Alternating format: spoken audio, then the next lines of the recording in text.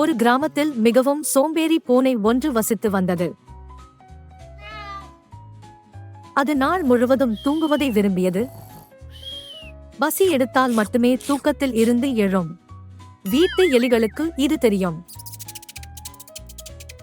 எலிகள் பூனையின் கால்விரல்களில் கடந்து செல்லும். சத்தமாக குரட்டை விடும்போது சிரித்துக் கொண்டே சீஸ் துண்டுகளை திருடி தின்பார்கள். ஒரு நாள் எலிகள் இன்னும் துணிச்சலான. பூனை ஒருபோதும் எழுந்திருக்காது. ஒரு விருந்து வைப்போம், எலிகள் சத்தமாக சொன்னது. எலிகள் சிறிய ட்ரம்ஸ், புல்லாங்குழல்களை கொண்டு வந்து ஒரு நடன தளத்தையும் அமைத்தார்கள். அன்று இரவு எலிகள் ஒரு பெரிய விருந்து வைத்து பூனையின் வாலைச் சுற்றி நடனமாடின. ஆனால் திடீரென்று அச்சோ! பூனை ரொம்பவே தும்பியது. தூக்கத்தில் இருந்து பூனை விழித்துக் கொண்டது. எலிகள் சத்தமிட்டு ஓடின. ஆனால் அவற்றில் சிறிய கால்கள் அலங்காரங்களில் சிக்கிக் கொண்டன. பூனை தன் உடம்பை நெடுக்காக நீட்டியது. பிறகு அது, நீங்கள் தான் என்னை எழுப்பினீர்கள், எனக்கு ஏதாவது ஒரு சிறிய விருந்து தர வேண்டும் என்று கூறியது.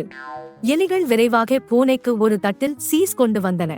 பூனை அதை மகிழ்ச்சியுடன் சாப்பிட்டுவிட்டு, மோசமானதாக இல்லை, இனிமேல் மீண்டும் நீங்கள் விழா நடத்தலாம், ஆனால் முதலில் எனக்கு சிற்றுண்டி கொண்டு வந்தால் மட்டுமே என்று கூறியது.